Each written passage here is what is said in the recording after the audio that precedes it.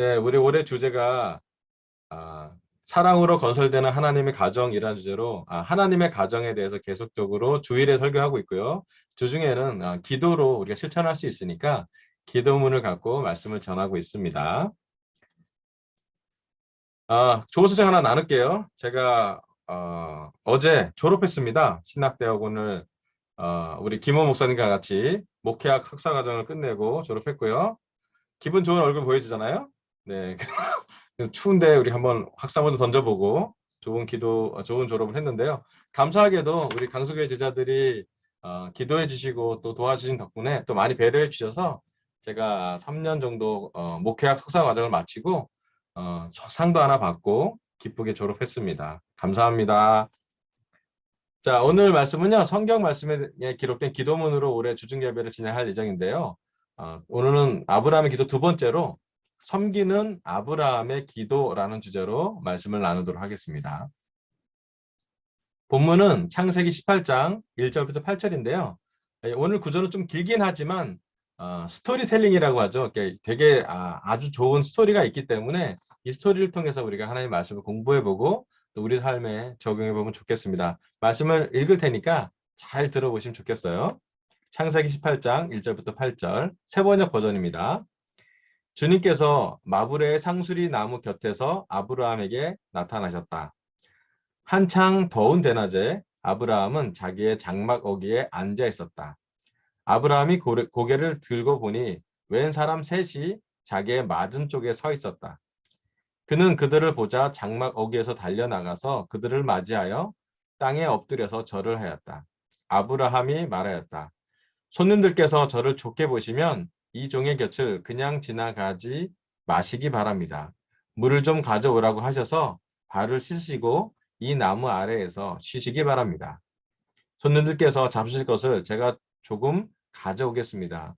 이렇게 이 종에게로 오셨으니 좀 잡수시고 기분이 상쾌해진 다음에 길을 떠나시기 바랍니다. 그들이 대답하였다. 좋습니다. 정 그렇게 하라고 하시면 사양하지 않겠습니다. 아브라함이 장막 안으로 뛰어들어가서 사라에게 말하였다. 빨리 고운 밀가루 3사를 가지고 와서 반죽을 하여 빵을 좀 구우시오. 아브라함이 집시승 떼가 있는 대로 달려가서 기름진 좋은 송아지 한 마디를 끌어다가 하인에게 주니 하인이 재빨리 그것을 잡아서 요리하였다. 아브라함이 엉긴 젖과 우유와 하인이 만든 송아지 요리를 나그네들 앞에 차려놓았다. 그들이 나무 아래에서 먹는 동안에 아브라함은 서서 시중을 들었다. 아멘. 여기 창세기 성경 말씀에 보면 우리가 현재 하고 있는 기도라는 형식이 아니라 자연스럽게 아브라함은 하나님 또는 하나님의 종들과 대화하는 기록이 말씀에 적혀져 있습니다. 아브라함의 기도는 좀 다른 개념으로 보면 하나님과 대화하는 대화의 기록이라고 볼 수가 있어요. 성경 말씀은 우리에게 놀라운 스토리텔링이 기록되어 있습니다. 오늘은 특별히 나그네를 섬겼던 아브라함의 얘기, 그 얘기를 통해서 아브라함이 했던 기도의 그 한 종류, 한 모습을 보고 우리 삶에서도 함께 배우면 좋겠습니다. 오늘 설교 첫 번째 포인트는요. 나그네를 섬기는 아브라함의 삶이 기도하는 삶입니다. 아멘. 여기 보면 성경 말씀에 보면 주님께서 마브레의 상수리 나무 곁에서 아브라함에게 나타나셨다고 했어요. 근데 아브라함은 주님인지 아직 잘 몰랐죠. 그리고 한창 더운 대낮이었기 때문에 여러분 아시겠지만 이 사막 지역은 또 이스라엘 지역은 더우면 너무 덥기 때문에 이동하거나 움직이기가 좀 어려워요. 그래서 그때는 그 나라 대부분의 사람들은 그늘에 쉬는 것이 문화라고 했습니다. 아브라함이 자기의 그 장막 텐트 앞에 앉아 있다가 그들을 보고 나서 그들에게 달려가서 엎드리고 절을 하고 그들을 대접하는 장면이 여기 창세기 18장 1절에서 8절의 말씀입니다. 여기 창세기의 말씀을 좀 연결해서 보면 이 당시에 유대 이스라엘 사람들, 지금도 사실은 그 광야에 사는 사람들, 사막에 사는 사람들은 나그네를 대접하는 게 그들의 문화입니다. 왜 그러냐면 나그네들 대접하지 않으면 사실은 그 나그네들이 죽고 사는 문제가 그들에게 걸려있기 때문이에요. 사람을 자주 보지 못하기 때문에 특별히 유목민들은 나그네들한테 먹을 것과 입을 것과 또 마실 것을 주지 않으면 그들이 나그네로서 살기 어려운 척박한 환경이라고 합니다. 그래서 나그네를 대접하기를 힘쓰는 것은 성경에도 나와 있고 여기 두 가지 성경을 제가 읽어볼 텐데 그대로 문하라고 보면 돼요.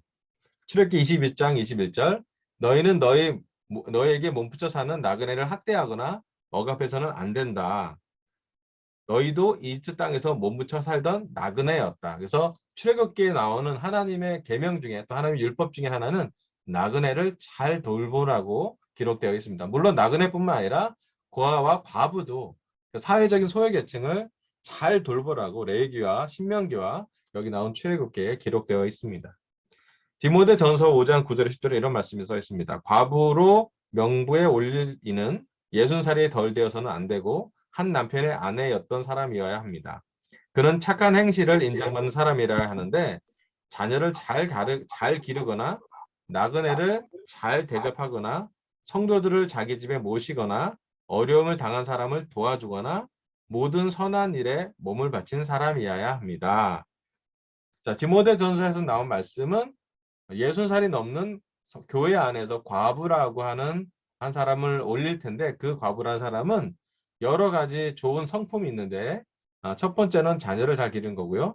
그리고 두 번째가 나그네를 잘 대접하는 사람이 여기 나오는 과부, 그러니까 하나님의 사람으로 쓰여지는 과부로서의 기능을 한 것이 성경에 기록되어 있습니다. 나그네를 대접한 과부의 신뢰로서 성경 말씀에 좋은 기록이 남아 있습니다. 열왕기상 17장 9절에 보면 사르발의 과부는 하나님의 나그네를 대접하다가 하나님의 은혜를 받았고요. 수넴 여자도 마찬가지로 열왕기하 4장 8절에 11절 그 엘리야를 섬기셔서 큰 은혜를 받았죠.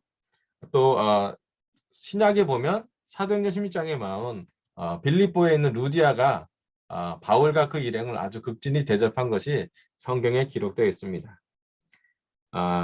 아마 이 배경에는 사막에서 나그네를 대접하지 않는다면 나그네는 쉽게 죽을 환경에 놓이기 때문에 이 말씀을 기록해 넣었다고 합니다. 그들은 갈증이 있고 배고픔이 있는 사람이기 때문입니다. 아브라함은 아내 하인과 함께 송아지와 빵과 우유로 만든 요리를 나그네 3명에게 대접합니다. 그리고 이 말씀을 보면 그냥 대접하는 것이 아니라 정성을 다하는 모습을 보입니다. 여기 말씀처럼 나그네를 대접하는 아브라함의 삶의 방식이 하나님을 기쁘게 했습니다. 왜냐하면 아브라함이 이 사람이 하나님 사람이라고 잘 알지 못하는 상황에서 그냥 대접을 하는 과정에 나중에 이 대화를 하다가 이게 하나님이 보낸 사람 또 하나님이 직접 임하신 사람이라고 나중에 깨달았기 때문입니다. 자, 이 아브라함이 나그네를 대접하는 이 스토리를 보고 오늘 우리한테는 어떤 것이 적용되면 좋을지 한번 생각해 봤습니다. 오늘 우리의 삶에 아브라함처럼 나그네를 대접하시는 것이 무엇인지를 한번 생각해 보기를 바랍니다. 우리가 예수님의 제자로서 할 수 있는 작은 섬김이 무엇일까? 저를 포함해서 우리 사회에 무엇인가 기부하거나 봉사할 것을 우리가 생각해 보면 어떨까라는 생각이 들었습니다. 2주 전에 우리 한국 전체의 연합예배 우리 분당교회에서 임효정 목사님 설교할 때 하나님 우리 모두에게 전파한 첫 번째 한국교회 전체 메시지 중에 첫 번째 메시지가 뭐냐면 자립청년을 돕는 그 삶에 도움을 주는 실질적인 우리의 역할이었어요. 예수님의 제자로 사는데 우리의 역할이 물론 복음을 전하는 거 좋고 교회에 봉사하는 거 너무 좋은 일이지만 또 한 가지 우리에게 자주 하나님이 말씀하시는 것 중에 하나가 뭐냐면 이 사회에 선한 사마리안처럼 여기 나온 아브라함이 나그네를 대접했듯이 사회에 무엇인가를 기여하는 것이 또 우리에게 봉사하고 기부하는 것을 한번 생각해 보라는 메시지를 자주 하나님 주시는 것 같아요. 아주 작은 봉사이긴 하지만 지난 겨울에 배진영 자매가 영등포에 있는 무료 급식소의 간식을 3번에 나눠서 우리가 함께 모아서 작은 거지만 우리가 기부한 적이 있습니다. 좀 그때 되게 좋았던 것 같아요. 그리고 그 단체도 우리를 기억해서 그 다음에 올 것도 부탁도 하고 연결도 되는 것 같습니다. 제주 NISB에서도 크고 작은 봉사를 그 지역에서 많이 하고 있습니다.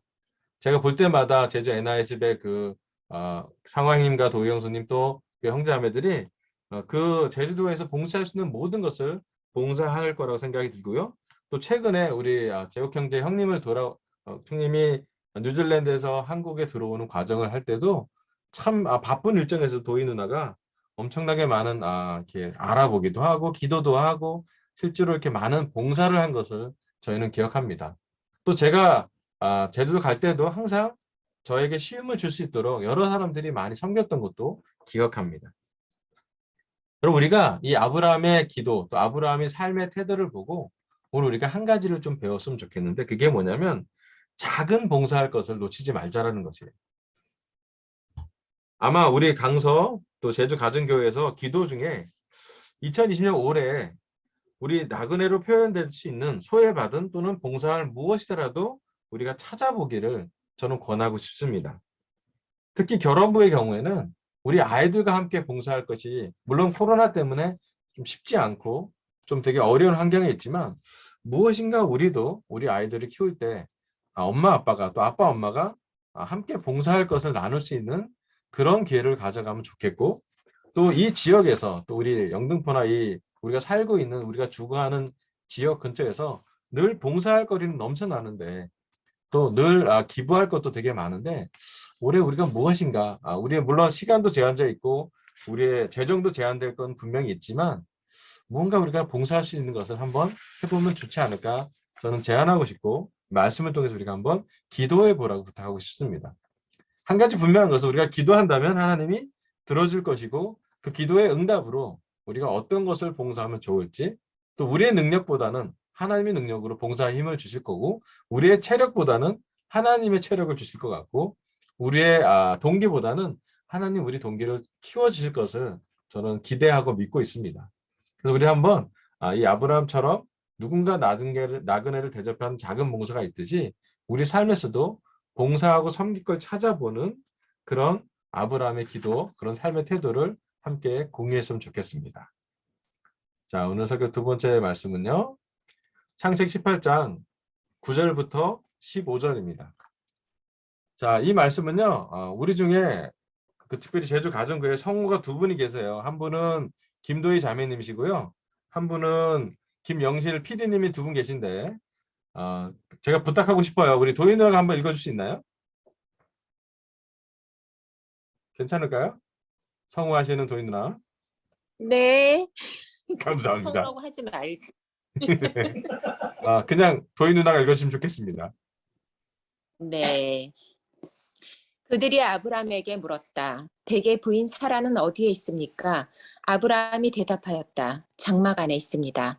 그때 주님께서 말씀하셨다. 다음해 이맘때에 내가 반드시 너를 다시 찾아오겠다. 그때 너의 아내 사라에게 아들이 있을 것이다.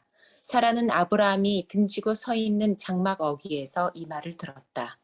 아브라함과 사라는 이미 나이가 많은 노인들이고 사라는 월경마저 그쳐서 아이를 낳을 나이가 지난 사람이다. 그러므로 사라는 나는 기력이 다 쇠진하였고 나의 남편도 늙었는데 어찌 나에게 그런 즐거운 일이 있으랴 하고 속으로 웃으면서 중얼거렸다. 그때 주님께서 아브라함에게 말씀하셨다. 어찌하여 사라가 웃으면서 이 늙은 나이에 내가 어찌 아들을 낳으랴 하느냐. 나 주가 할 수 없는 일이 있느냐? 다음에 이맘때에 내가 다시 너를 찾아오겠다. 그때 사람에게 아들이 있을 것이다. 사라는 두려워서 거짓말을 하였다. 저는 웃지 않았습니다. 그러나 주님께서 말씀하셨다. 아니다. 너는 웃었다. 아멘. 훨씬 낫죠? 도희 언니 오디오 성경 같아요. 네. 다음부터 말씀은 저기 도희 누나랑 저기 영실 누나한테 읽어달라고 제가 해야 되겠습니다. 네, 좋아요. 우리 같이 이렇게 말씀을 이렇게 다른 목소리, 다른 톤으로 들어서 그 말씀 속으로 들어가는 건 우리가 너무 성경 말씀을 읽을 때 좋은 것 같습니다. 여기 창세기 18장에 아브라함과 사라의 부가 직접적으로 좋은 소식을 듣는 스토리가 함께 기록되어 있습니다. 아브라함하고 사라한테는 가장 큰 굿뉴스, 좋은 소식이었을 거라고 생각이 듭니다. 그의 평생에 들었던 소식 중에 가장 베스트한 소식을 지금 창세기 18장 9절부터 15절에 하나님은 기록하고 있습니다. 아까 첫 번째 말씀에서 아브라함은 나그네를 섬기는 습관이 있었고 또 이것을 실천하는 과정에서 그의 오랜 동안의 기도 응답을 받습니다. 자, 오늘 설교 두 번째 포인트는요. 기도 응답을 받을 때 우리도 웃어봅시다. 아멘. 기도 응답을 받으면 우리도 웃을 수 있을 것 같습니다. 여기 나온 말씀처럼 12절에 아브라함의 아내 사라는 아이를 갖게 된다는 소식에 믿지 못해서 믿을 수 없는 상하기에 약간 비웃음의 웃음을 얻었습니다. 그리고 나서 그 다음에 이삭을 낳고 또 다시 웃었겠죠. 물론 고통 중에 나서 힘들었긴 했지만 아이를 받아 붙들고 그 할머니 사라는 엄청나게 웃었을 것 같습니다. 첫 번째 웃음은 어이없는 웃음일 수 있지만 두 번째 웃음은 은혜 받은 내가 이렇게 비웃었는데도 불구하고 받는 웃음이었을 거라고 생각합니다. 여기 15절에 나온 말씀처럼 사라는 두려워서 거짓말을 했습니다. 저는 웃지 않았습니다. 그러나 주님께서 말씀하셨다. 아니다, 너는 웃었다. 결국 이 웃음이라는 단어는 하나님이 아브라함의 자식의 이름으로 허락하십니다. 그게 이삭이잖아요. 이삭이라는 히브리 언어가 웃음, 미소라는 언어예요. 아브라함과 사라는 노년에 웃음을 얻었습니다. 이삭을 얻은 것입니다. 히브리서 11장 11절부터 13절에 이런 말씀이 기록되어 있습니다. 영순 누나 혹시 읽으실 수 있나요? 혹시 읽어줄 수 있을까요? 예. 아, 믿음으로 사라는 나이가 지나서 수태할 수 없는 몸이었는데도 임신할 능력을 얻었습니다. 그가 약속한 분이 그 글씨가 지금 거기 잘려서 신실한 분으로 생각했기 때문입니다. 그래서 사람이나 다름없는 한 사람에게서 하늘의 별과 같이 바닷가의 모래와 같이 셀 수 없는 많은 자손이 태어나게 되었습니다. 이 사람들은 모두 믿음을 따라 죽었습니다. 그들은 약속하신 것을 받지는 못했지만 멀리서 바라보고 반겼으며 땅에서는 길손과 나그네에게 고백하였습니다. 또 있나요? 거기까지요? 네, 감사합니다. 제가 안 잘린 버전 한번 좀 읽어볼게요. 11장 11절입니다. 믿음으로 사라는 나이가 지나서 수태할 수 없는 몸이었는데도 임신할 능력을 얻었습니다. 그가 약속하신 분을 신실하신 분으로 생각했기 때문입니다. 그래서 죽은 사람이나 다름없는 한 사람에게서 하늘의 별과 같이 많고 바닷가의 모래와 같이 셀 수 없는 많은 자손이 태어나게 되었습니다. 이 사람들은 모두 믿음을 따라 살다가 죽었습니다. 그들은 약속하신 것을 받지는 못했지만 그것을 멀리서 바라보고 반겼으며 땅에서는 길손과 나그네 신세임을 고백하였습니다. 아멘. 지난주에 이어서 아브라함의 기도의 중심은 믿음인 것을 다시 히브리 저자는 기록하고 있습니다. 히브리서에는 우리랑 똑같은 삶을 산 사람들이 그들의 어려움에도 불구하고 우리처럼 어려운 상황에도 불구하고 그들은 믿음을 지켰다는 것이 기록되어 있고 이 기록은 믿음의 영웅이 되는 그 기록이라고 볼 수가 있습니다. 믿음으로 사라는 수태할 수 없는 상황에서도 아이를 수태하고 낳았지요. 그리고 그 아이의 이름이 우리 다 아는 이삭입니다. 웃음이죠. 오늘 우리의 기도 리스트 중에 도저히 믿지 못할 것이 무엇인지를 한번 묵상해 보시길 바랍니다.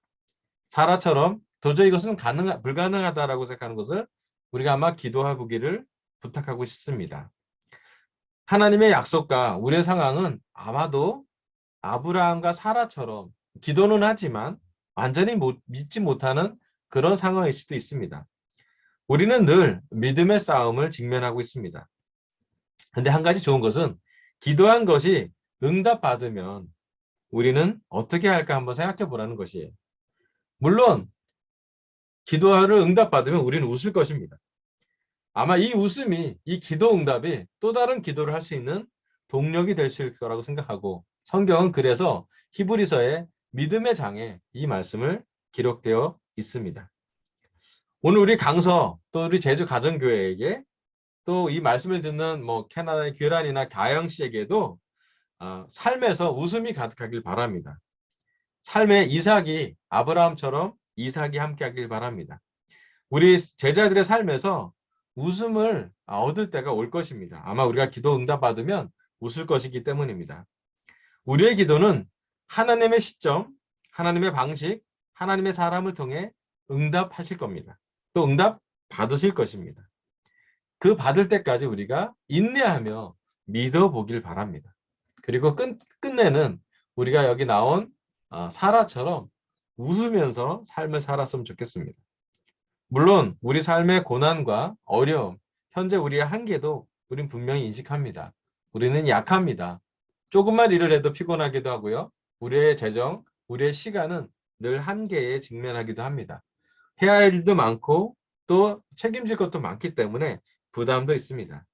하지만 오늘 우리가 매주 한 요일씩 기도 그룹을 정하고 그 기도 그룹의 필요를 우리 삶에 필요한 누구를 기도하고 있고 기도가 응답될 때마다 하나씩 우리의 믿음에 감사하고 우리의 믿음을 축복하는 하나님을 보면서 이삭처럼 아브라함 이삭을 보듯이 우리가 웃기를 바랍니다. 하나님이 바라시는 것은 하나님과 기도하면서 하나님의 약속에 근거하고 하나님의 약속을 지키시는 분이라는 것, 또 우리 삶에 여러 가지 고난은 분명히 있을지라도 그 고난 속에서 역사하시는 하나님의 말씀을 발견하게 될 때 남들은 모르는, 다른 사람은 모르는 우리 안에 미소가, 우리 안에 웃음이, 우리 안에 이삭이 함께 할 수 있기를 간절히 바랍니다.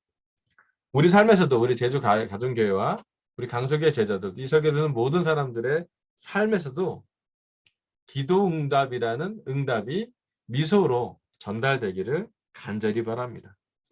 그리고 담대히 기도하라고 부탁하고 싶습니다. 우리가 기도 리스트를 모으고 또 매주 기도하고 있을 거고 하루 그 날에 맞춰서 월요일 우리 제주 가정교회부터 일요일 온 교회까지도 온 세상 교회까지도 우리가 기도할 텐데 기도하는 그 시간만큼은 기도 응답을 구하고 인내하면서 기도하고 또 기도가 이루어지면 기쁜 마음으로 또 미소를 갖고 웃음을 갖고 이삭을 갖고 우리 함께 이렇게 주중 예배 때 나눠주면 좋겠습니다. 오늘 저는 재욱 형제의 오랜 기도, 하루에 1, 2년의 기도가 아니라 지난 수년 또는 수십 년의 기도가 형님이 제주도 오는 것, 또 어떤 한국에 와서 충분하게 좋은 힐링을 얻는 걸 기도했는데 그의 첫 번째 기도가 이루어진 것을 함께 웃었으면 좋겠습니다. 그리고 두 번째, 세 번째 더 웃을 일들이 그의 삶에 있기를, 또 우리의 자녀들이 다 하나씩 이삭임을 한 사람 한 사람씩 그들이 웃을 수 있다는 하나님의 은혜를 기억하게 하면 참 좋겠습니다. 자, 이제 오늘 설교 마무리할게요. 성경에 말씀된 기도문 두 번째로 기도문이라고 말할 수 없는 대화가 나와 있는데요. 섬기는 아브라함의 기도에 대해서 오늘 저는 말씀을 나눴습니다.